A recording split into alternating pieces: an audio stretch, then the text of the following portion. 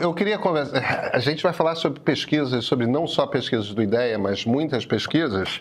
Mas antes, você está em Washington, D.C., você trabalha em Washington, D.C., dá aulas em Washington, D.C., e a sede do IDEA é aí. E você conhece, evidentemente, pessoas que trabalham na Casa Branca. Você já ouviu algumas coisas sobre como foi a conversa dos nossos presidentes? Bom, primeiro, ontem à noite já tinha uma especulação, né, que eles iam se falar hoje. Hoje de manhã, minhas fontes confirmaram isso, né? E o que eu ouvi, né, claro que está muito recente ainda, mas o que eu ouvi da minha fonte na Casa Branca caminha no seguinte sentido, que houve obviamente uma empatia entre os dois lados, mas muito importante, o foco da conversa, do ponto de vista concreto, prático, foi muito mais voltado para as questões comerciais e tentar encaminhar uma conversa, negociação sobre os temas de tarifas, e não passou, pelo que eu apurei aqui, não passou pelos temas de anistia, não passou pelos temas de regulação das big techs, ficou muito focado nos temas mais comerciais. Pelo menos foi a primeira apuração que eu tive aqui, Pedro. A minha reação de bate-pronto a respeito dessa notícia, ou seja, quando finalmente se sentam, o papo é só sobre tarifa. Não traz Big Tech, não traz Bolsonaro. A minha impressão é que, para o governo brasileiro, a notícia é muito boa, né? Aparentemente, mudou o foco de Donald Trump. Como é que, pelo que você acompanha aí desses vais e vens desse governo americano, que é um governo bem distinto dos governos anteriores, você acha que isso sinaliza alguma coisa? Isso sinaliza que o foco do Trump possa realmente ter mudado na conversa com o Brasil? Ou você acha que não necessariamente? Qual é a avaliação que você faz, Maurício? Bom, primeiro eu tenho um copo meio cheio e um copo meio vazio, né, Pedro? Vou começar dando um passo atrás, que o que eu aprendi aqui nesse momento foi que o que está dando muito certo aqui no Washington são os lobbies das empresas e dos setores econômicos em relação aos produtos particulares. É o lobby da celulose, é o lobby do café, é o lobby da carne. Então, eles estão muito associados a escritórios de direito e lobbies locais, e eles estão tocando a negociação com o governo americano de uma maneira cada um por si. Assim. Então, isso está bem estabelecido. Até, obviamente, o encontro lá na ONU, eu percebi aqui que não havia diálogo nenhum entre os governos, diálogo que agora... A boa notícia é o copo meio cheio que passou a ter, inclusive o presidente Trump, pelo que eu entendi, que é público, ele encaminhou uns nomes para negociar. O copo meio vazio é que, assim, o Departamento de Estado, liderado pelo Marco Rubio, é justamente o departamento onde é mais anti-diálogo ao governo brasileiro, né? O que eu tinha apurado aqui, que o Departamento de Comércio, o Departamento do Tesouro, liderado pelo Scott Bessent, eram muito mais factíveis de ter diálogos sobre tarifas do que o Departamento de Estado. O Departamento de Estado, inclusive, tem mais contato aí com os bolsonaristas locais aqui. Então, seria um que a gente chama de um golaço, um home run, se tivesse saído com quem vai tocar a negociação do Departamento de Comércio e do Departamento de Tesouro. O Departamento de Estado é justamente o departamento que, obviamente, tocou as sanções, tem uma agenda mais negativa em relação ao Brasil. Mas comparado ao que a gente tinha, que não era nenhum diálogo para agora, foi uma evolução. Christian, essa é a leitura que você faz também? A gente estava conversando sobre isso antes do programa começar, né, gente? Porque todo governo é uma coalizão, né? Você tem uma coalizão geral, mas toda coalizão é montada um pouco por uma coalizão negativa. Você junta pessoas que têm em comum o fato de não quererem certas coisas, o que não significa que elas querem as mesmas coisas do mesmo jeito e pelas mesmas razões. Então, como foi bem suscitado aqui, né, o que eu estava falando com o Pedro era exatamente isso. É porque eu tenho a impressão que o pessoal mais reacionário, mais extremista dentro do governo americano, né, que está representado, por exemplo, do ponto de vista ideológico, por um Steve Bannon do lado de fora, né, desse movimento MAGA, e dentro do governo, por exemplo, por um personagem como o Marco Rubio, eles têm uma política determinada e clara a respeito da América Latina. Mas um sujeito como o Trump, por exemplo, eu imagino que na origem dele, como negociador, como empresário, ele deve ter uma cabeça mais, que a gente chama de neoliberal ou libertariana, alguma coisa assim. E eu acho que o Trump, pessoalmente, ele está mais preocupado em dar uma resposta a respeito do Brasil para a opinião pública americana, no sentido de dizer, olha aí, eu consegui alguma coisa, eu sou o grande negociador. conversei com o presidente do Brasil, e aí a gente vai conseguir abrir espaço para as exportações norte-americanas, e o meu sistema funciona. Esse sistema de deitar a porrada e depois... Tipo, deitar a porrada para amaciar a carne, né? Você dá o cacete da carne para amaciar. Eu tenho a impressão que ele está preocupado com uma resposta dessas no primeiro momento. Por quê? Porque o Brasil não piscou. Pelo menos em público o Brasil não piscou. A gente tomou a tarifa e ficou por isso mesmo. O que a gente viu foi o contrário. A gente viu uma tentativa aparente do governo americano, como foi falado já, na ONU, de se aproximar do Lula. Quem falou da aproximação foi o Trump, no discurso dele das Nações Unidas, e agora, de novo, o Trump reaparece com essa conversa aí por teleconferência, né, para falar só de tarifa. A impressão essa que eu tenho. Aí o que fica para frente é até que ponto os dois objetivos vão se coadunar, se eles vão se opor, né? Se é esse o objetivo de enquadramento da América Latina, de tratar os governos da América Latina como quintal, ou vai ter um foco mais comercial. E aí eu juro que vou terminar com uma última observação que eu acho que pode ser útil, que é o fato do seguinte: os republicanos estão indo com muita sede ao pote e muita porradaria de um modo geral. Desculpa falar essa palavra feia aqui de novo, entendeu? Eles estão mandando tropa para os estados democratas, eles estão pressionando o judiciário o tempo inteiro, você viu?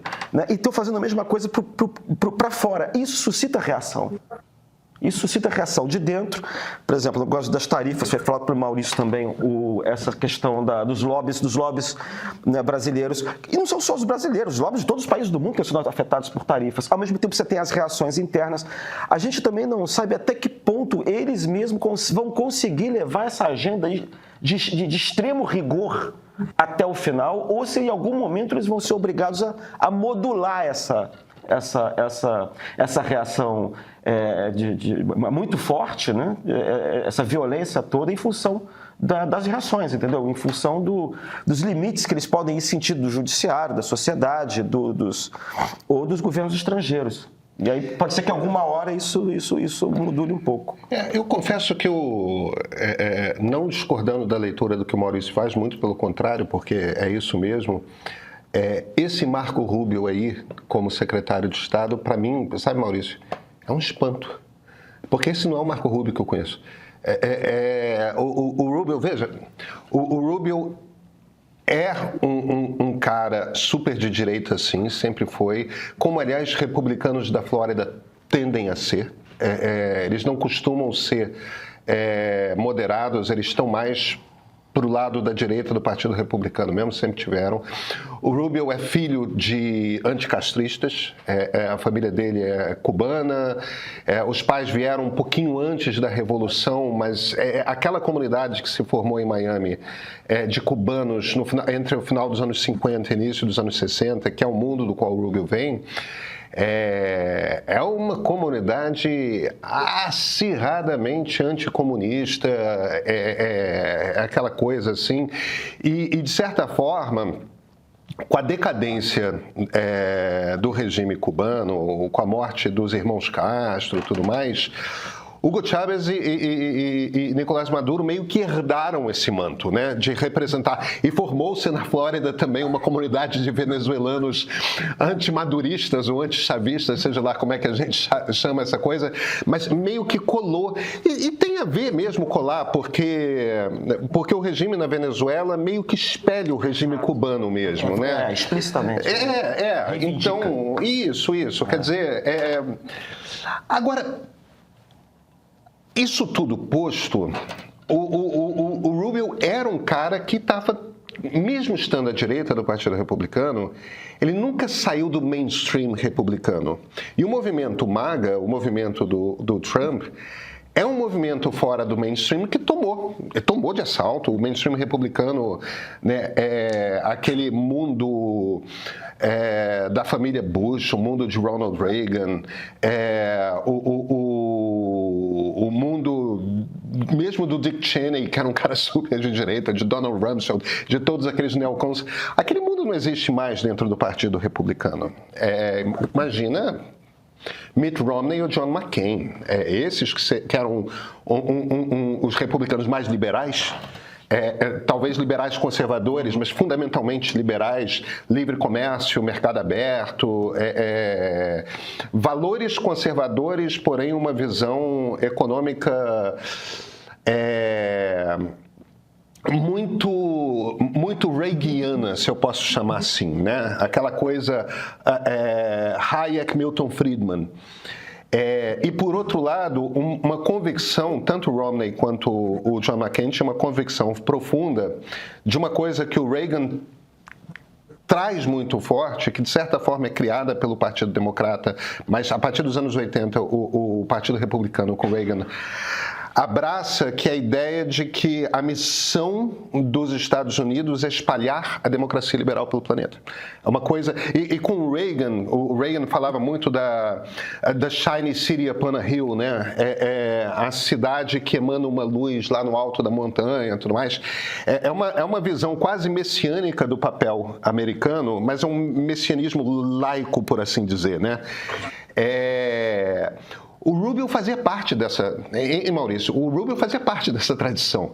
E, de alguma forma, ele foi tragado e ele virou um sujeito que é o principal representante dentre os cargos mais importantes. Se bem que, enfim, tem outros malucos. Ministério não mais da Defesa, agora da Guerra, né? O Departamento da Guerra e o Departamento de Saúde também está com 2 malucos. Mas o Rubio é um representante do movimento MAGA. Ele não era isso, Maurício. Não era. Tem 2 elementos que surpreendem muito aqui em Washington de mudança de posicionamento do Rubio. O primeiro, quando o Romney perdeu lá em 2012, tinha uma corrente do Partido Republicano que acreditava que os republicanos tinham que viabilizar uma solução para a imigração, que seria moderar o discurso de imigração. O Trump fez basicamente o oposto, né? O Trump radicalizou o discurso da imigração. O Rubio liderava esse grupo de estudo republicano sobre propostas para imigração mais moderadas. E a outra, o Rubio era uma figura, inclusive já no primeiro governo Trump, no governo Biden, muito anti-Vladimir Putin. Agora, obviamente, o Rubio lidera aí como é que eu posso falar, essa versão mais branda que o governo americano está lidando com a Rússia agora. Então, essas 2 mudanças aqui chocaram bastante o establishment aqui em Washington, inclusive os próprios senadores. A gente conversa com os senadores aqui, eles não acreditam que o personagem que eles conviviam no Senado é muito diferente do personagem que está no Departamento de Estado agora, né? Agora, politicamente, ele não consegue mais voltar para outro lugar, né? Se por acaso o Trump deixa a presidência e o Partido Republicano volta a ser o que era, porque o movimento MAGA não consegue sobreviver sem sua liderança, o que eu não acho de todo improvável. Em geral, esses movimentos muito extremistas, eles são muito intensos, mas quando eles morrem, eles vão embora, eles somem, né? Eles não duram. Tem uma coisa personalista. Eu fico tentando entender como é que o Rubio conseguiria fazer o retorno, e eu não sei se ele consegue. Eu acho que, sabe, depois de dar certos passos, você não consegue mais voltar a ser o que era, não de forma convincente para o público, ao menos. A história foi feita. Em 11 de setembro de 2025, o Supremo Tribunal Federal condenou Jair Bolsonaro a 27 anos de prisão em regime fechado pela tentativa de golpe de Estado. Com isso, o nosso documentário O Julgamento do Século ganhou um epílogo.